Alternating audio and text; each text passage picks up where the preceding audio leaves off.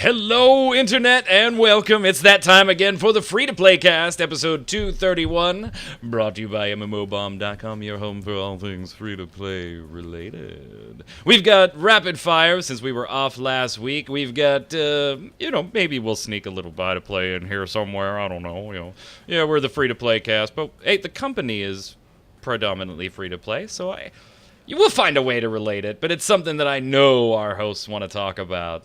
And speaking of that, let's get to them. You know him, you love him. He's been here for a while now. Mr. Troy Blackburn, how are you, sir? I am so happy you introduced me first because I can't follow what's about to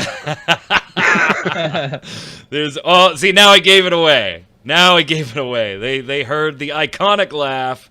Back from his internship, Mr. Zach Sharps. How are you, Big Daddy? I'm doing pretty good. I mean, iconic laugh. I mean, when did I become an icon all of a sudden? Well, we got the legs, I'll take it. the missing legs replaced with robot legs, and the laugh. So how was the internship? Give us the scoop. It was good. I'll probably be getting an offer on Friday or Monday, so that'll be nice, which will basically mean that once I'm done with my bachelor's degree in the March, I'll have a job ready to go. So very nice. Good. Very nice. Yeah. My exciting week included taking the wife and kids to Centralia, PA, the inspiration for the Silent Hill used in the movie. If you don't know what it is, look it up. It's kind of spooky. It's kind of creepy. It's a lot of fun. The 7 people that still live there don't like that people come and traipse around. But, man, did I get bit, including Troy. Look at this bad boy right there. Right on the face. Right on the face. That beautiful face is now marred. All right, so we're going to be avoiding the single burn camera shot for a good portion of because it doesn't look as bad in that shot. It's just like, does he have something on his video? You have some ketchup? Just dramatically look to the right at all times. Yeah, I mean, it's summer. I'm wearing long sleeves. It's because my arms are just all bit up. It was, because most of it's forest now. All the trees grew over. Before we get started here, all joking aside, we talk about games. We have a lot of fun. We have the luxury of being able to spend our time in games and talking about games. But the free-to-play cast and MMO Bomb as a whole would like to take a second right now with developing stories around the world. The world's a crazy, fucked up place, just about anywhere you go, and we want to give our thoughts, our prayers, our condolences, and any good wishes that we all have to our friends and family and MMO bombers in Barcelona right now, going through a rough day there. So our thoughts certainly with you. On that note, let's take a little bit of a distraction from this crazy world, guys, and talk about some pointless video games. Wait, we talk about games here? What? We talk about games. So I'm going to give you guys the rapid fire round because we didn't do a show last week, and this happens from time to time. We've talked about it on the cast, Zach, where you just look and you go, all right, there were some little odd topics that might have been fun to talk about, like Valve's release of a card game. We could have talked about that, or their announcement of their new card game. We could have talked about that and done a show last week, and it would have been fun. But that's like a 5-minute conversation, and if we don't have enough of those, the show's kind of pointless to do. And if we don't have big news stories or those, then there's really nothing to cover besides us sitting here looking like assholes for 45 minutes, making big to-dos out of nothing. So opted to bypass the show last week. But what that means this week is I've got a ton of rapid-fire, small news, some of it venturing into news of the weird, maybe a little sci-fi stuff going on here. The robots are going to take over. Skynet's on its way, Troy.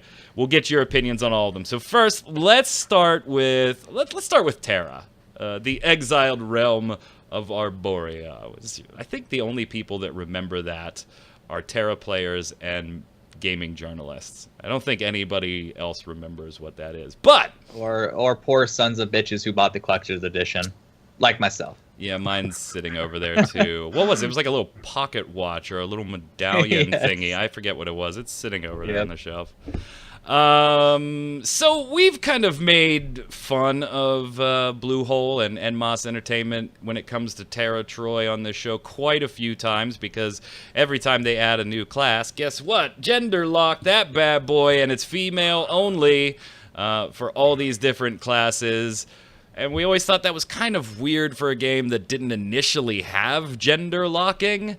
to implement gender locking on subsequent new classes, but we're going to be getting 2 males, guys. Woo! Wow. Yes! Testosterone in the house. Yes! We don't know when. They're making their way to Korea first, as is always the case with Bluehole. But expect to receive them stateside sometime after that. So we're getting both a male brawler and the Elin Gunner. So I guess the Elin Gunner is not male, but we are getting at least one male, right? The male brawler. And, of course, more Elin weird, creepy love. I still don't understand the Elin love. What are your thoughts, Zach? Finally, at least one male class added into the game.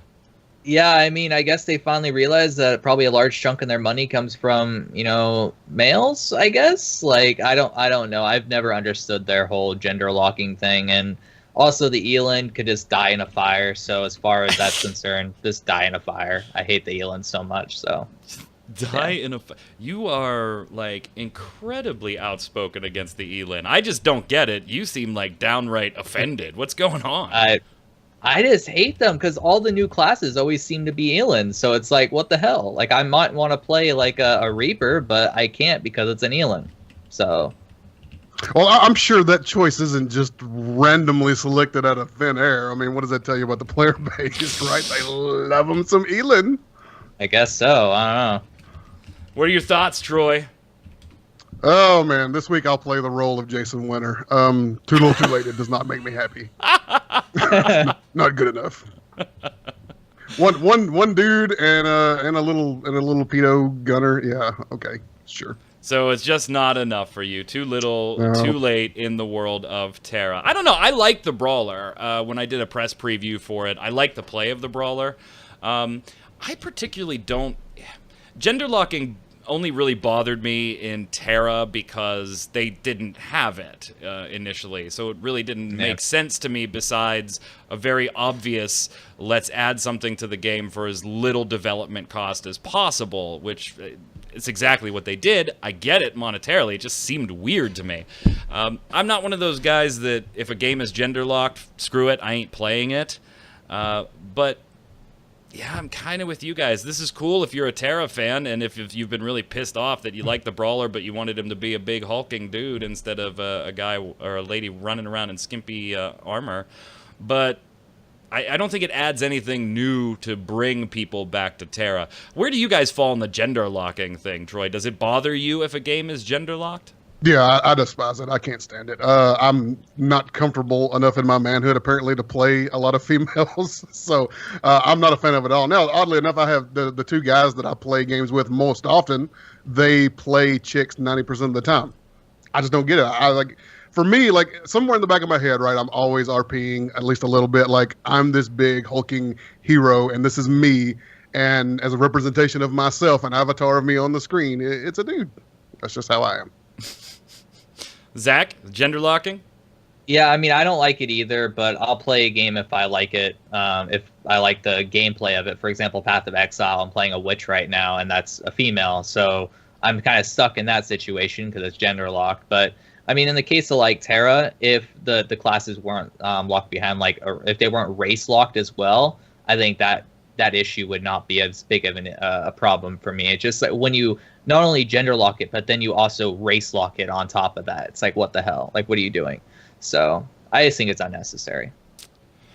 Really doesn't bother me. I don't care. I kind of swap back and forth. Like, I tend to, on first looks, if I can remember, hey, I rolled a male last time, I roll a female in this one, and if I don't remember, then whatever, luck of the draw, grab a male or a female.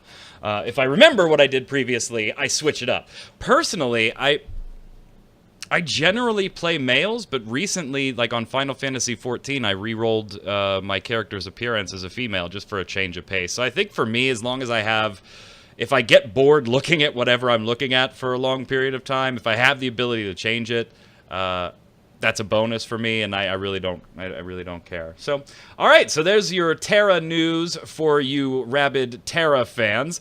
Let's get into some. We'll see you in court. Remember this?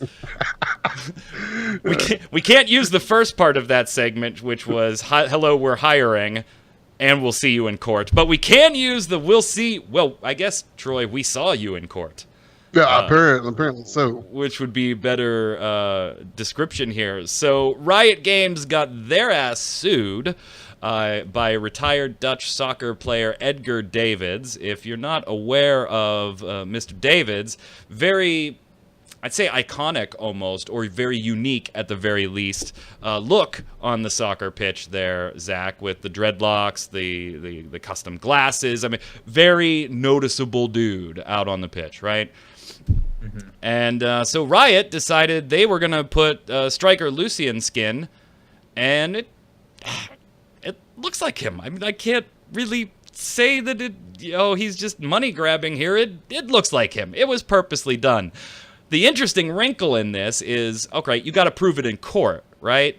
And inspired by, direct ripoff, that gets into a gray area, Troy.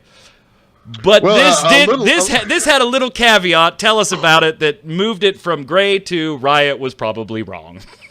Yeah, it falls a little further out of the gray area when you tweet and delete from one of your developers, hey, this skin was inspired by this soccer player. Yeah, not so much gray area at that point.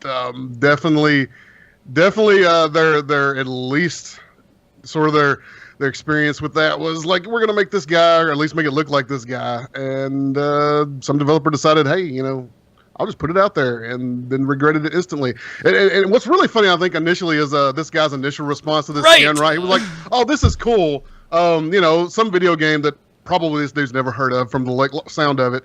They made a skin about me. That's pretty awesome. And then, sometime later, his friend came up to him and was like, by the way, do you realize they're selling that, right? Yeah, every day at Riot, a caravan of dump trucks pulls onto campus and drops loads of cash onto their lawn. And he's like, oh, I should probably have a cut of that. Right. Here's the thing, Zach, that I thought was kind of weird about it. You get the impression that Mr. David's Twitter is probably not handled by himself. There might be some third party or representative, and I'm only assuming that based on the wording of the tweet. It looks a little weird to me. It's thank you, retweet at the original person, at Riot Games, at League of Legends. I think at ES Davids noticed the resemblance. It's referring to, like, I talked to Zach, and Zach noticed the resemblance. If Edgar himself were tweeting this, I got to believe the sentence would just say, I noticed the resemblance, right? So I get the feeling that there might be a third party there, and maybe Edgar wasn't part of this initial response. But yeah, I think you're right, Troy. And Zach, I want your take on this. Better late than never. Riot now has to compensate Davids a portion of the earnings that the Striker Lucian skin made in the Netherlands from 2014 forward when it was released. You agree? I mean, they kind of lose. They lose on this one. I completely agree with it. I mean, honestly, I was first on the edge of it. I looked at the picture. I'm like, yeah, they definitely ripped off that entire look. So, I mean, I think even without, the tweets and whatnot, I think it would have easily been probably at least one in court, but maybe not the extent that it was. So I don't understand who at Riot Games was thinking, oh, let's just rip off this entire player who is very unique look. He won't notice at all because apparently they don't think their game's big enough to even realize, oh, maybe sports players might even look at this eventually through some, random tweet of, just string of tweets. It's like, why would you do that? You think they would be smarter than that, but apparently not. Or if you knew you were doing it intentionally, but it was like an all proceeds go to some Netherlands charity, or contact a free skin or whatever. Like, I don't. But when you sell it and you're that blatant about who the inspiration was, exactly, yeah, you kind of have to say, can we use your likeness? Because if not, we're going to inspire one based on you. I just have to say this, Troy. I'll show you this. I hope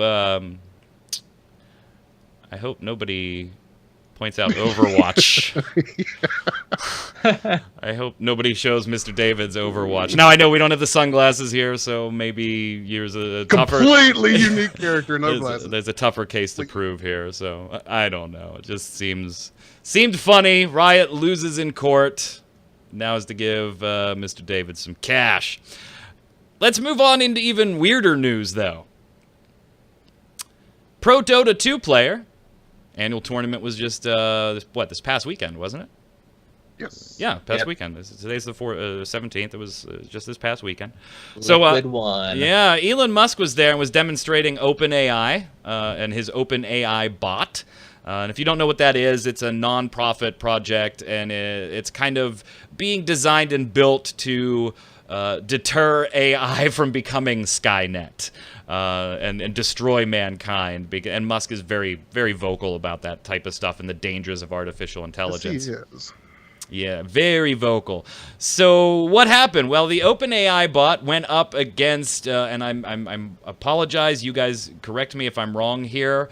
Danilo Ishutin, known as Dendi. I just know the dude is Dendi. Okay, so let's just go with Dendi, because that one's easier. But Dendi was the lucky competitor to play against the OpenAI bot. And if you had to guess the outcome without having seen the news, what do you think happened? Since when can any form of bot beat a pro player? Like, since when can any form of bot beat a casual player not named Mike Byrne? Right. I don't know. I have a lot of faith in Elon Musk, so right. I thought it was a toss-up on this by looking at the headline initially, and then I read it. I'm like, ah. Yeah, and I kind of got the impression that I would have been impressed if the OpenAI held its own for a little while. Yeah. Because yeah, I get exactly. the idea of, okay, if you build an AI specifically, and if maybe you build an AI specifically to go against this player, right? And they didn't. This was not targeted at Dendi in particular. But let's say I was going to build an AI specifically to beat Zach at a particular game. Well, then I have the benefit of studying hundreds of times Zach has played this game and being able to program with a reasonable amount of certainty algorithms that can anticipate the moves Zach typically makes in certain situations. The problem there is he may not make them. Yeah. You know, being a human player, he may not make them. And we had this years and years ago with the famous computer chess matches going on. That was a big thing for a while, if you're as old as some of us on the panel are. I would have been impressed if the AI held its own. It beat him twice. The open that just shocked me, dude. When I saw that, I was blown away. I was like, "There's no way!" It's like, how is this not like where they actually gave the bot like special abilities and like shorter cooldowns or something? Because this just blew my mind that a pro player, like, there was an AI. I guess I shouldn't say a pro player lost to a bot, but there's an AI that could adapt and learn the game well enough to come in and do that. It just seems unfathomable up until this point that could even exist. And this takes nothing away from Dendi. I mean, fantastic player. I'm sure he's not worried about this at all, right? It was an interesting thing. Fantastic player. So in 2 1v1 matches, the bot beat him. And how did it do that? It used skills that it learned over a period of 2 weeks. 2 weeks. Skills that take players hundreds of hours to master those things. And what the matches did, Zach, was pretty much just demonstrate not only the ability to program something to accomplish a task, but for that technology to learn exactly the challenge we thought would be here, learn and react to actions in a way that would allow them to defeat a human opponent. Not just survive a change in the strategy, but defeat it. Really, really impressive. A little scary. Glad it's Musk that's behind this one because of how outspoken he is on the topic. But really impressive and kind of creepy at the same time, Zach. Yeah, I mean, I like Musk quite a bit. And when I at first initially saw that they competed, at least Dendi competed against an AI, it didn't say the outcome, so I'm like, that's probably 50-50. I mean, it's Musk, so I'm going to give him way more, credibility, in regards to his AI. And so I read the article and I saw that Dendi lost. I'm like, holy shit, we actually might have competent AI in the future, guys. It's amazing. Like there actually might be some difficulty in games that actually makes sense. So I think this is great because it could be applied to anything. I mean, from video games and on, it's incredible. So pretty awesome. The end is awesome. nigh, boys. The end is nigh. Skynet's on its way. Very quickly, Ghost in the Shell Online, also known here as First Assault, is closing in Japan. November 29th is the last day you could play First Assault in Japan. And all I really have to say on this topic is, when a Ghost in the Shell property or item doesn't do well in Japan, that's probably not good for the overall product. I mean, that is your crowd right there. Yeah, they did something drastically wrong. They missed the mark on something big time. Whatever that was, I haven't played it. But yeah, they had to have missed the mark. I mean, yeah, what is that IP over there? I mean, that's just, it's monster is what it is. What do you mean you didn't play it? Didn't you? Wait, yeah, one that you did the first look? No, that was wasn't that a different one? That was like a different one. No. No, they revamped Ghost it a lot, Protocol or something like that. It was a different name. No, we're totally looking this up. If Zach also felt the same thing. I'm fairly certain he did, but I think they might have renamed it and also revamped Is that what it was? Because I thought it was a different. Yeah, it was when we did the first. Oh, shut up, YouTube ad. When we did the first look, it was Ghost in the Shell First Assault Online. Let's see whose voice we hear here. Viewers can't see it, but they can hear it.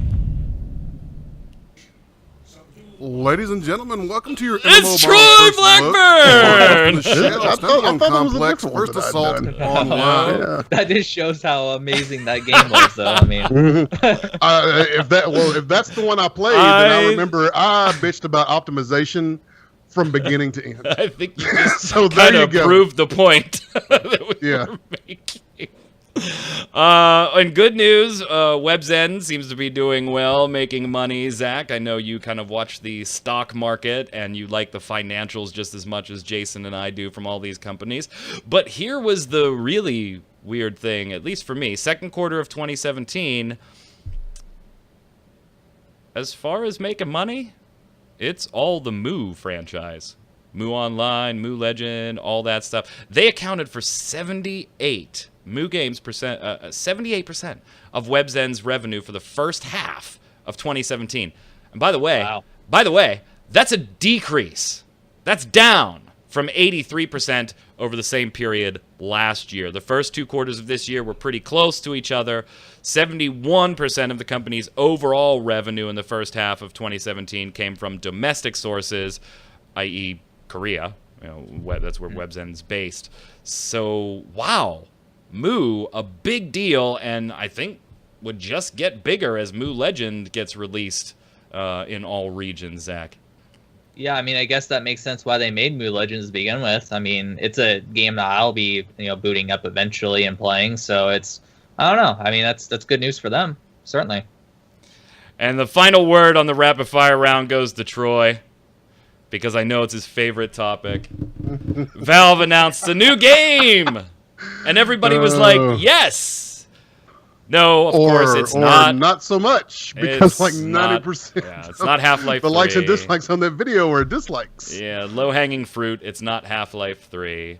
And just to give you a count on this one, this video currently sits at 4,015 likes, 37,310 dislikes. Because it's Artifact, the Dota card game. Troy, what do you think? Well, unfortunately, most of those dislikes from a lot of those folks are just because it's not Half-Life 3, Portal 3, whatever. All the threes that Valve can't seem to manage. I gave the video a dislike because Lord knows this world needs another CCG. Can't live without that. Hoorah. Yeah, I think the reply from the world was...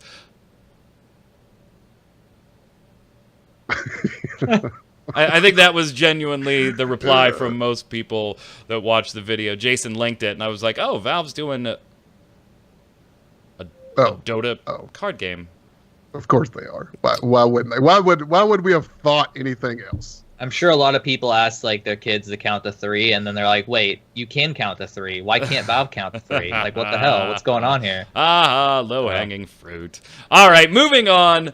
All right, so we're going to talk Nexon a little bit. That's a free-to-play company, predominantly free-to-play company. So, yeah, Nexon, totally free-to-play news, totally allowed to talk about them. Justify, Mr. Burn, right. justify. And they had their quarter two financials come out as well. Quarter two, not so grand when you compare it to quarter one, which was kind of abnormally high for them. But here's the thing. They're pinning a lot of hope in the future on one title. I'm sure our listeners can guess what it is. On LawBreakers. You know, that game that was slated to be free to play and then went buy to play and had Cliff Bleszinski come out and say some pretty bad things about his thoughts on the free to play model in general.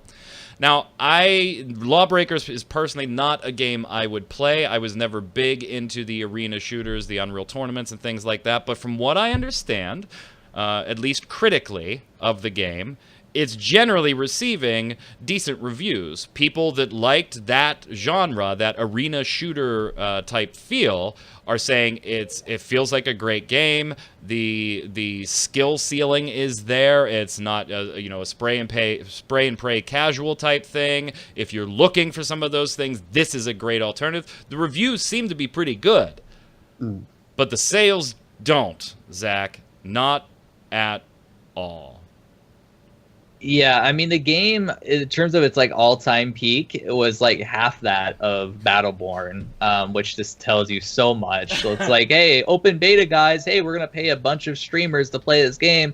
Whoops, we got half of Battleborn's all-time peak. Oh shit. Then they released the game, and they barely are like averaging, I think it's like 2,000 players, which is absolutely horrendous for a newly released title. Especially one that's supposed to be very hyped up and it's buy to play like LawBreakers is, especially also when you consider that like 60% or plus of the player base drops out after the first month. So like if they lose about 60% of their player base, they're going to drop below 1,000, which means people are going to have a hard time finding equal skill matches. So like they're just completely destined to go free to play within a year's time or less easily. And I cannot wait to have Cliffy B come out and try and justify a free-to-play model. It's going to be glorious. Yeah, and that's what, Troy, I was kind of thinking, too. It's like you really backed yourself into a corner here. And, hey, maybe the game, it is picking up as far as the sales go. There are a lot of people that own it, nowhere near what they want to own it, obviously, or what they expected. But from week to week, it has been accruing ownership. So I would hesitate to look at concurrent players as the be-all, end-all, when really your most important driver right now is how many people bought the damn thing. But you really back yourself into a corner when you say things as toxic as he did about a model that I don't think too many people, even fans of LawBreakers, would argue this is the type of game that eventually will go free to play, just to maintain a player base that makes it viable. How many times have we talked about this? I know me specifically, this is one of those drums I constantly beat. Every developer out there, quit trying to do what Blizzard does. You can't get away with what Blizzard does. Especially when you're this late to this genre, which is one huge problem in a myriad of problems this game has as far as what's, keeping the audience from really being attracted to it in the numbers that they want. Buy to play, man, Blizzard got away with it with Overwatch because they're freaking Blizzard. You are not freaking Blizzard. I'm sorry. Nobody else has had success in this genre with that buy to play. You go to look at something like Paladins. They exist and are sort of that second place game right now because they fell into that free to play niche because everybody else was trying to be Blizzard Battleborn, and so Paladins fell right into that second place spot with that free to play. And now you're coming in, you're later to the party than everybody else, and it shows in your peak players, in your current amount of players, the number of items sold, and the amount of backlash you're getting over your monetization. Yeah, and Cliff did an interview with Martin Robinson over at Eurogamer, and credit to Martin, by the way. Some great questions here. Sometimes it's hard to find a balance between asking the question you really want to ask without coming off as a straight attack. And so kudos to Martin on the interview. Good job. I'm going to read you this one. People do seem to be enjoying it. This is from Martin. The problem seems to be there aren't enough people playing it. There were 1,500 concurrents when last I looked. That's quite low. And Cliff's response was, it's like I said, it's a marathon, not a sprint. I'd rather be an underhyped game that slowly ramps up into something that people adore than something that comes out with way too much hype that there's a backlash for, which is why I think the Steam reviews are so positive. And Cliff is right. And I led off with that the reviews are generally positive. We're going to continue to raise awareness, continue to support the product. If you look at the phenomenon that was League of Legends, it built off of Warcraft 3 mod, then slowly but surely blossomed into this immense, amazing thing. And I'd rather be the game that comes up and has the hockey stick ramp with a slow burn and builds up rather than the AAA hype machine. We have a bazillion people playing it month 1, and it goes down exponentially. Then they follow up with an annual product. Couple things kind of wrong with that. The Warcraft 3 mod was Dota, not Cliff just does not know the industry, League of does he? Legends, but No, I was going to say, well, his statement there sounds nice, but that's not the reality of the way games launch. And Cliff's always had kind of that take a- abrasive personality, or abrasive might not be a good word, somewhat controversial personality when he says certain things. But in this interview, he also goes on, Zach, to say that I can't find the quote, but it was he regretted doing the alpha stream because he thinks that might have hurt things. Because it might have laid down some expectations or things that weren't quite there. And I'm like, you guys made the decision to do that. I don't get it. Here's the big one, right? Martin asks, there was the shift away from free-to-play. Did that change the perception in any way? Cliff says, hindsight's 20/20, and one of my strengths is I'm willing to admit my own weaknesses and when I'm wrong, and there's a couple things I'd have done differently over the last few years. So here's the alpha thing I was talking about. The first thing would have been the alpha. It was okay for what it was, but it wasn't the full vision for what I wanted to achieve with this team. If I could go back, I wouldn't have allowed that to be publicly streamed because it deflated some of the expectations, and we have to work 3 times as hard to win people back based on that perception. The other thing was, when we announced it as free-to-play, you can read it on any forum reaction, sweet, Cliff's back, but then it's free-to-play, Nexon.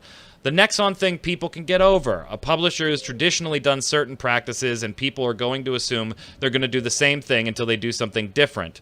It's the whole thing like, oh, a first-person shooter won't work on a console, and then everyone does it. The thing with free-to-play, there are good free-to-play games like League and things like that. But when it comes to first-person shooters, this whole paragraph bothers me. First-person shooter players are very cynical with regards to that. They expect gun rentals. They expect to be nickeled and dimed, and they're used to microtransactions in $60 games. So we thought about a mid-tier price point. We found, looking at the backward stats in regards to the initial flush of people, a lot of players really appreciated the $29.99 entry point. They're happy to throw $30 or $40 at our cosmetic crates to see what's in the box. It's one of those things. If you try and be a good guy studio, often people respond really well. First off, we do not expect gun rentals. I have been overly critical of every free-to-play shooter that I've had to do a first look at or I play that does gun rentals for any period of time. No, we don't just expect that. In fact, when it is there, all we do is bitch about it until it's gone. We don't expect to be nickeled and dimed, particularly in a first-person shooter, right? We expect, if I want to spend some money to buy those whatevers for my gun, I can. If I don't want to, I can farm up in-game currency in some reasonable fashion to buy said weapons or upgrades. That's generally the way a first-person free-to-play shooter works, right? I'm not out of my gourd here and fell asleep for a couple of years, Zach. Yeah, I mean, like I said just before, Cliff just this he either is completely lying to everyone or he just does not understand the industry that he's in. And this breaking news here, LawBreakers is actually at 1,064 players concurrent, and it's pretty much entering prime time right now. So it's already at the fast decline that I was talking about a moment ago, which is really, really bad for the game. Where you look at another Nexon, I'm pretty sure they still publish it. Dirty Bomb, that's Yep. at 28.59 with its 24-hour peak at 32.53, and that game's monetization model is completely fine. So it's really one of those things where he doesn't have any awareness whatsoever, because if he did, he would have just went the Paladins route, came out with some more heroes over time, had like a $15 buy it and you get all the champions or heroes forever package, and there you go. You're good to go. You probably would be at like 10,000 concurrent right now, because it was a fun game. I played it during the open beta, but I can't support his arrogance. I just can't. And the fact that he's so incompetent to look elsewhere other than Facebook for his free-to-play knowledge, it's pretty sad. Like, it's like, dude, like, learn a little bit about your profession and then come out and talk about it. Because obviously you know how to make great games, but you don't know how to actually do the research that would help your game succeed in the market. And I wish the game well. I mean, it's not something I would play. I knew that even if it was free to play, it wouldn't have pulled me in, besides to do the first look, which if I sucked that badly at it, I would have been like, Troy, you need to do this first look. I'm awful. I mean, I'm literally awful at this, and I don't... These bots are killing me. Yeah, at least I know my limitations, and if I'm, like, asked out all over the whole thing, I don't want to present the game as that way, so but whatever. I wish the game well. It's getting great reviews as far as the people that like that kind of game. You just already started with a small audience, and then you kind of further fractured that, Troy, by saying, I want the Unreal Tournament audience that's willing to pay for that experience right out of the gate now, and then stick with us. I mean, you just kind of... And you're working for Nexon. They're not a company that's going to be shy about telling you, go free to play or we're shutting it down. And they're not historically a company that's very patient with these types of things either, where they can appreciate a slow burn. Like, and if it gets a slow burn, great. You know, more word of mouth and more Unreal people, and you come to it, great, good for them. But to your point, Zach, I think not only just kind of putting yourself into a corner that you didn't need to be in, but also you may be okay with a slow burn rather than a blockbuster AAA, but this is not your studio working independently. You have a boss in Nexon that may not be okay with that. Troy, I'm going to give you the final word on this one. What do you think is ultimately happens here? Does LawBreakers end up going free to play, and we have to do some interviews with Cliff where there's a lot of backtracking and repainting of things? Yeah, I mean, I don't think there's any question at this point. They're gonna end up free to play. I, as well as Zach, fun fact, was also keeping the current player numbers up on my screen to bring that up at some point. But yeah, I mean, just look at. I mean, they come in less peak than Battleborn. You tried buy to play. It's really not working at this point. I don't think buy to play is not a slow burn. That's not the reality of the market these days. As Zach was speaking on, it's if you're gonna go buy to play, you start buy to play and you end up free to play. That's the reality, and especially in a game that pretty obviously should have just started free to play. I'm going to throw at you. You guys keep throwing Battleborn, which is an apt comparison. Jason and I were having fun batting the charts back and forth on this one 2 or 3 days ago. The one I threw at him that we both kind of stopped and were like, ooh, that's not good, was Infestation, the new Z. Oh, God. Throw that game up on your Steam chart right next to LawBreakers, and... yeah, it kind of caused us to stop laughing for a moment and go, that's probably not good. Granted, different genres, right? Survival, and I know, but... before Double. Yeah. Double. Yeah.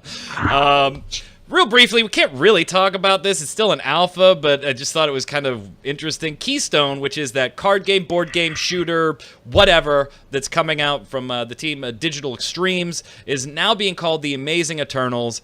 I hated the Keystone name. I really, really hate the Amazing Eternals name. I would have preferred Keystone. My guess is, if that was a project code name, fine. If you were thinking about that, you probably should have done some URL research, because I'm pretty sure everything with the word Keystone in it was taken. Anyway, it's now going to be called The Amazing Eternals. Jason wrote an article about this one where he even kind of questioned what the game was. because they bill it as a board game, as a CCG, as a shooter, and Jason kind of argued that maybe to him it really didn't fit the bill as a CCG. What do you guys think about this one? Where does it fit? Are they right to advertise it as a cross of all those things, or is it simply a shooter with some card mechanics, a la, like, would you call Paladins a CCG? Yeah, well, Paladins early on was trying to be CCG, and I think, and this is pure speculation on my part, a lot of that, and at the time, had to do with trying to monetize the game, and this may very well be the same deal where they're incorporating CCG elements because it's a really nice way to monetize. That being said, actively using cards in game didn't work out so well for Paladins. It's more of a passive sort of deck building out of the game thing for them now. So, yes, if you're gonna do a shooter, a quote unquote shooter, which at the end of the day, it is bare bones, it seems like that's what this actually is a shooter. You need to do something unique, but you need to do it well and not necessarily just blend, oh, let's take a little of this genre, a little of that genre. So we haven't seen anything, so I can't judge right now. But if they're going to literally use the term CCG,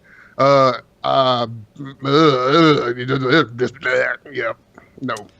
Yeah, and Zach, the whole board game thing, at least as far as I've seen from, trailers and stuff that they've released and explanations on the site, it's not really a board game either. Your progression as you fight the shooting battles and gain experience and stuff, your progression is your character, whatever hero you're playing, moving on what looks like a game board to a series of upgrades or whatever the rewards may be.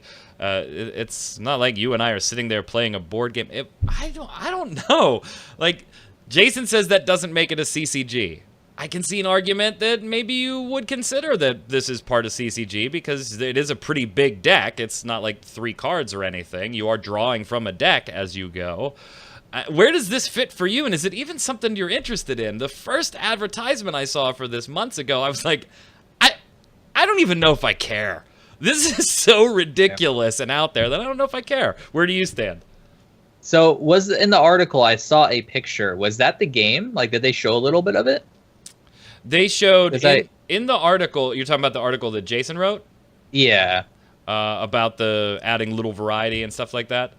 Yeah, because I could have sworn I saw a picture with some heroes and like stuff like that, and some cards on the left side, I think it was. Yeah, that's a screenshot of a match. So it's a first-person shooter. Okay. That much is clear. You can't really tell what type of weapon it is. It's like a magic handy. Yeah, type the weapon. reason why I mentioned that is because to me, like, immediately I thought Paladins. Like, that game looked like Paladins to me. Yeah, it does. Especially in its early incarnation, which worries me because, and this is why I would put this game in the it will change category. They're going to remove a lot of the card game element. Once they get into testing, people are going to hate it. They're going to see the issues with it, just like they did in Paladins, and it's going to change into something else. And it's be more, they'll probably end up leaning more on what they consider the board game aspect, which we still don't really know a whole lot about, rather than the card game aspect, because in shooters, that stuff cannot fly. Like, I just do not see that working well at all for them, which is good because I think that out of all the developers that would have to change that aspect, I would definitely, say that Digital Extremes is definitely going to be able to do that. And that was where I was going to leave my final word on this. I will still watch this. I will still check it out because it's Digital Extremes.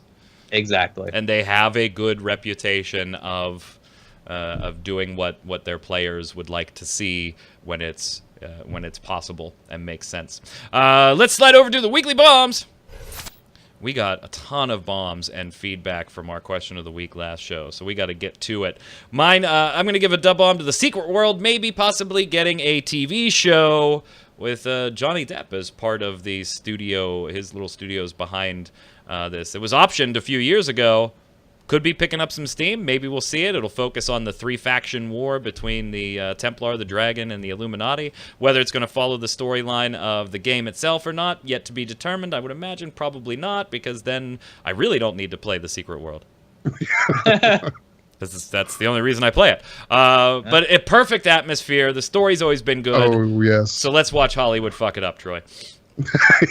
I'm so excited for this, but like you said, I'm ready for this to be terrible. Go ahead, Zach. Yeah, I'll do a dub bomb to Path of Exile. I have like over 60 hours in it over the past couple weeks, and the new expansion Path of Ariath came out, and that's the reason why I checked it out. I'm like, they're adding, I think it was 6 new acts or whatever. I might as well check this out. I barely played it when it first came out, and as new expansions came out, I looked at it, but I don't know, because my first character was a ranger. I didn't like how the ranger played at all, but I rolled a witch this time around and absolutely love it. So definitely great job, Grinding Gear. You got $60 from me, so good job. Man, and they are just good at getting that money. They are just good They at are. it. They are Them good dollars. at it. Dollar. Go ahead, Troy. Oh, hold on. Speaking of things like dollar, side story here. I have 3 children. Most MMO bombers that have been following the site for 5 years or so know that. My wife, Damina, also plays games, been on the cast before. My oldest boy is now in his teens in high school, and I don't really like to give their exact ages and stuff like that, or their names. I'm just funny with the internet. And my middle child is in his teens as well. My daughter is, I'm going to give her age because she just turned 10, just like 2 or 3 months ago. Full disclosure, I'm 36, okay? So young-ish, but not young anymore. I'm not in my 20s, right? I'm not midlife yet, so young-ish. I got told by my daughter a few days ago, something happened, and I was teasing her, and we were having fun, and I just said, "Oh, you know what? You're the bomb." Yeah, and she was, "Daddy, don't say that." I don't wait, why? Now keep in mind, I have 2 teenage boys, and my daughter. There has never been a slang word that has made my children cringe, because I'm not 50, you know. But it's happened. I said, "Oh, Cassie, you're the bomb." And Daddy, don't say that. You're not allowed to say that. Why? No, you're not allowed to say that. I said, my generation is the one that started that being slang. Of course I'm allowed to use it. You've heard me use it before. I thought it was funny, and I was like, oh shit, I'm getting old. That moment where you just know beyond a doubt you're old. I figured it's my 10-year-old daughter, and Daddy's always going to embarrass his little girl, right? Maybe it's just that, not that I'm getting old. 3 days later, my middle son buys Risk, the board game. He wanted this special 1959 recreation of the original Risk package. So he bought it. He was all excited about it. He came home. He was like, Daddy, you're going to love this. And I was like, that is cool as hell. You know, yeah, absolutely. Let's play it. That's badass. Blah, blah, blah, blah, blah. And my daughter was playing on my team, you know, because she didn't know how to play. So it was just my son against me and my daughter. And I was letting my daughter roll for all the battles.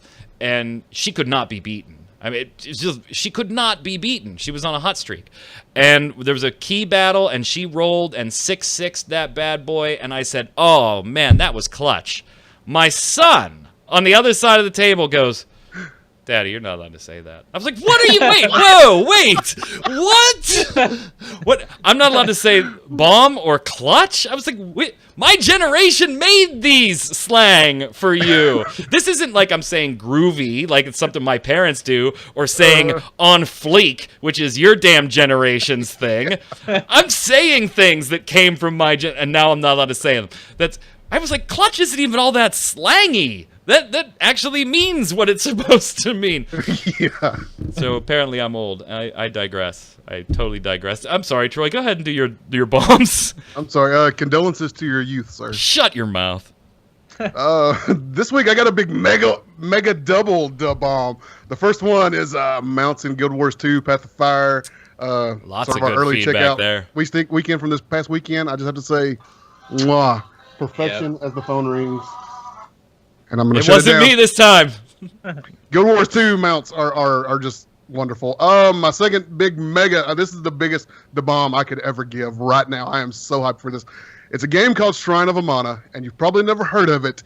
But ladies and gentlemen, this is Dawngate Reborn. And if you don't know what Dawngate is simply the best top-down MOBA to ever exist.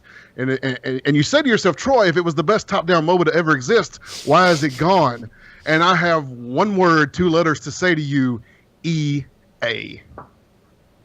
I mean, they even bill it as a tribute to Dawngate. It's not like we're inspired by that. It's like same animations, characters, the whole shebang. It's now there's some funny territory that we'll probably going to need to talk about at some point in the future about they don't really own those rights, but there's some precedents where they might be able to use them. But for right now, I'll take it as it is. The possibility of Dawngate coming back, Desecrator, my bae, my spirit animal, is coming back. You're not allowed to say bae. It's not my generation. From Elusive X Treasure, first of all, A-bomb to furniture you have to assemble. The hubby and I just put together a loft bed with a desk underneath for our son, and it made us want to throw stuff. I'm sure you ended up with extra parts. Go ahead, Zach. Ellsworth says, Guild Wars 2, Fortnite, Lord of the Rings Online. Which of these games really releasing content that's actually free to play? They can all get mounted and sucked in. They are not getting my money there. It's just hypocritical of these developers to do things so they can get the coverage of free-to-play sites. Dub-bomb to Jason's article. It is a really cool read. A-bomb to MMO Bombs cast. Come on, guys. I love you and all, but I have to pin this. This week's cast was only about the content and none of them are free-to-play. There are other things happening on the free-to-play gaming world other than the things that are not free-to-play. You guys angered Ellsworth. Yeah, we should have talked about Bless. I guess. I mean, Bless. More Bless. Fair point. I mean, Ellsworth, you're not wrong, but damn, if I start putting lines on that game's free to play, but we're not going to talk about their expansion because you have to pay for it, we're really painting ourselves into a corner as far as what we can cover. Go ahead, Troy. Hadrex Sky Shadow, a very small A-bomb to ArenaNet. How long it took them to put mounts in the game, and there's no dragon mount. Why? All caps, too. I get that they are the bad guys. They have a stone-shaped wolf, very awesome, but no dragon? Come on, that is the most basic mount ever. Sigh. Damn it. This was supposed to be a joke, but now I'm sad. Sad face. Luca Dornjack says, "Da-bomb for Magic Man's question about the mastery system in Guild Wars 2. I posed that, Troy, to you and Jason about new players and things like that, catching up with the mastery system. Kind of getting my own questions answered by you guys. To answer that and to not let new players feel like they're miles behind, all the masteries that are in POF are in the new maps. You cannot use masteries from Heart of Thorns to unlock the ones in Path of Fire? Path of Fire. I almost said Path of Exile. Path of Fire for balance and for new players. So, Mike, everyone will be starting over with new purple masteries rather than the green ones from Heart of Thorns. Hope this helps to get you to play Guild Wars 2 more. It definitely will, Luca. Thank you for the clarification. Go ahead, Zach. KO says, I'm definitely jumping into Guild Wars 2. Mounts were the only thing I felt was missing, so it'll probably be my favorite game from now on. And yes, the mounts are amazing. I'm buying that expansion day one. I love it. It's so funny. We talked about it on the show. It's a game that never needed mounts with the teleport system, but damn were they wanted, Troy. Man, when they did it right, son. I mean, they are fantastic. Go ahead, Troy. Pixelated Donkey. Hey, I got to read your comment on air this week. Mounts are nice, but I would rather they increased movement speed out of combat. Mostly, I wish they would revamp crafting. Also, just got back to the game after 2 years being AWOL, and right away recalled how bad the system is when I tried to update my armor and weapons. For higher tiers of equipment, you need very large amounts of parts that are very rare, and some of them are RNG-based drops. I don't understand why MMOs force you to farm so much. What exactly is the point? I would understand if there was an alternate of buying those components in the cash shop. You can buy the parts from other players, but it's far too expensive. Considering how much farming needs to be done, I understand why it's so expensive. MMOs make you farm because if they didn't, there wouldn't be shit to do. 5000 CZ says, "Da-bomb to Black Squad, a company that can make an amazing first-person shooter and listens to the community on improving their game." Have them email Cliff. Go ahead, Zach. Tommy Varian says, "Hey, Da-bomb to Guild Wars 2, going all necromancer and raising people from the dead. It's nice to see old friends and guildmates coming back on, and they're genuinely excited for the new expansion because mounts, baby." Mm-hmm. It's like nobody even cares that there's content. It's just like, I don't care. I've been wanting mounts since day Zones, one, man. mastery Oh my is God. great. All these changes, fantastic. But mounts, if all the expansion was just we're adding mounts, I think they'd still have a hit on their hands, at least. Dude, at least 90% of what I did in that preview weekend was hang around in Omnoon and wait for the mount race to begin. Go ahead, Troy, finish up the bombs. Using Go says, I'll give duh and a bomb, explained later, to Bless Online's dev team. We worked Bless on. Yeah, I wouldn't be afraid to play cast without this. Dub bomb part goes for fast changes and cutting out the parts and classes. They are still figuring what to do with them, since some of them need serious or total revamp from ground up. A bomb part goes for the same dev team for pretty lackluster way of doing this, and even if this delay was smokescreen, it is still a pretty bad way to do it. Question of the week last week, 2 weeks ago. Have you ever, and this is Jason's article that was referenced earlier, have you ever seriously gotten back into an MMO after you'd called it quits? And we weren't talking about that game you play for a month every 6 months. We were talking about your core MMO. You played it for a long time. You left. You came back. And we're just as serious about it then. Elusive X Treasure says, for the question of the week, the first MMO that I was really into was Final Fantasy XI. I knew I liked you, Elusive. I played for 4 years pretty heavily, then fell out of it for several years. I have since then gone back to it twice. Both times nearly as heavy. After all, you don't kill Sahagin for 4 hours for a spell if you aren't serious about it. The difference being that instead of being able to have a full party, it was just the two of us with an occasional other party member. The community has become very top-heavy in the endgame, and we enjoy the leveling experience, which is probably why we haven't consistently stuck with it. I do still crave the old camp and kill skill chains and magic bursts now and again, or the more simple pleasures of just playing Beast and Dragoon. I wouldn't put it past us to go back again for a while. That is literally my and my wife's story on that exact game, and that is my answer to this question as well. The exact same reasons. We love the grinding and stuff now, and we love the oh shit, what are they called? The NPCs that you can chime in. The word is escaping me at the moment. That you can summon and have run around with you from the Rhapsodies series. Go ahead, Zach. Well, Hellsworth has mine. Question of the week. I did it on WoW. I stopped for more than 1 year. I was raiding before quitting, and friends asked me to come back, and I rerolled a new character and joined raiding. Since then, I full gave up on Blizzard as a developer, and I intend not to play any of Activision-related games. The last part's not me, but I did stop playing WoW for like 2 or 3 years, and then came back and really got into it again, and now I just hop in every new expansion, so... Not playing Activision games is easier said than done. Trusts. Let's be honest. Trusts. That's what they were. Trusts in Final Fantasy 11. Sorry. Go ahead, Troy. They were called trusts. Hadrick Sky Shadow, question of the week. Yes, I have with many games, but MMOs only Guild Wars 2. I love the game from A to Z, but after a long time, it bores me. Playing alone, it's less fun. I mean, I've created and deleted over 50 level 80 characters. Goodness. With full exotic gear. So usually after I play 4 to 6 months, I take a 2 to 4 month break, after which I realize that I missed my game and I get back into the game. But I will never uninstall it. Just stop playing it. At this point, it's casual. Good Lord. 50 level 80 characters with full exotics? James Esparza says, question of the week, Warframe, freaking Warframe! Pretty direct and to the point. Go ahead, Zach. I'm going to butcher this. Absharampe. I played Final Fantasy 14, A Realm Reborn for a month when that came out, but got bored quickly. Came back 1 month before the Stormblood expansion release, and I've been playing it for like 5 months now non-stop, at least 5 hours every single day. There are still a ton of retarded design decisions, but the game is good enough now that you can ignore them. Yeah. Go ahead, Troy. Kinetic Fetus, question of the week. Can't think of any time I've done this. Most of the games I've played long-term, I played until their death, or just never went back to them. Damn, there you go. Realizer Network says, I've recently gone back into SWTOR with some friends, and it's much better than I remember. We've been having a good time playing through the stories on various classes and PvPing a bit here and there, although I feel like we may be headed back into Guild Wars 2 for Path of Fire. I still feel like we'll continue playing SWTOR on occasion, if only to keep up with our GTN sales. It's a fun game with enough to offer for its sub's price. However, I do think they could be a bit less stingy when it comes to sub-locked content.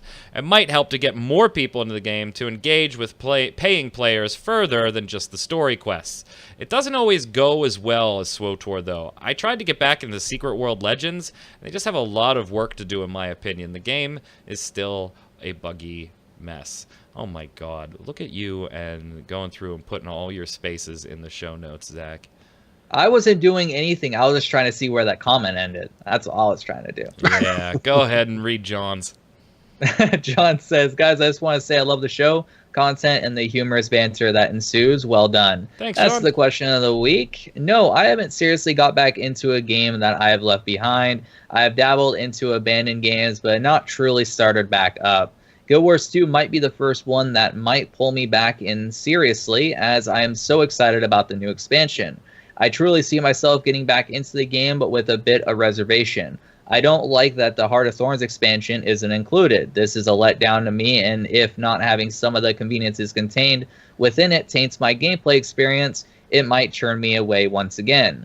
The biggest reservation is that it continues to divide the player base. Having the latest expansion should, in theory, let all players play all content together, and this is not the case. I am hopefully optimistic. And you don't really have to worry too much. You'll just be missing the glider. That's pretty much it. And the glider's super slow anyhow, so it's not a big deal. Mounts are better. Genesee, question of the week. Path of Exile will be the first MMO to suck me back in after being gone for years. To quote Carly Simon, nobody does it better. That's a great little quote there. And you can hear it sing. I'm not going to sing it for you, but you can hear it. Go ahead, Troy. Thumbtack Jake, question of the week, Guild Wars 2. I haven't played it a very long time as I got a wife and had children. I've recently picked it up again to play at nights and on the weekends, and it really suits my more limited time frame. It definitely does that. It's not an MMO that you have to sink time into just to stay on a keel there. Go ahead, finish it up, Zach. Use and Go says, yes, I have a few games that actually pull me in after a year or so break, like Warframe and few other MMORPGs that I don't mention here. Reason for this is these games have pretty basic gameplay, and I do love good old grindfest to see my characters grow up and see some new classes that I haven't seen before. Another game that does this to me is Arma 3 and its new mods. I can easily lose my whole month's free time just to see how things have changed since last time, though Arma 3 ain't near free to play. Hey, that's all right. We don't care. Whenever you're putting your comments down there, you're allowed to say whatever you want. Question of the week for this week. What are your thoughts on Valve's new game coming in the form of a CCG? And you know what? If I'm thinking about making this even better, what should Valve have made if they want? And I'm going to put a qualifier on this so that it's not just a bunch of Half-Life 3s and Portal 3s and all that. What should Valve have made if they wanted to put another title in the free-to-play space? So that'll kind of, obviously Half-Life 3 would not be in that space. So what are your thoughts on the CCG, and what should Valve have made if they wanted to put another title in the current free-to-play marketplace? Zach, where can everybody find you until next week? Yep, everyone can find me on Twitter at Zach Sharps, and also on the Everything PlayStation podcast on the Your Raptor YouTube channel. Your is spelled J-O-R. And yeah, do that every single week, so check that out. Sweetness. Go ahead, Troy. Twitch.tv/NoobFridge. Schedule's a little erratic right now. We're building them haunted woods at the moment, but we're definitely cranking out as many streams as we can. Thank you for stopping by and checking us out. And I'm Mike Byrne, a.k.a. Magic Man. You can follow me personally on Twitter at MagicMan1. The spelling is right down there. While you're there, of course, follow at MMOBomb so that we can tweet at you all the news articles, first looks, giveaways, me getting shot, Troy losing in PvP battles to me because he sucks at PvP, and all the other content we have for you. Until next time, stay safe. We'll see you on the servers. Haha, gotcha.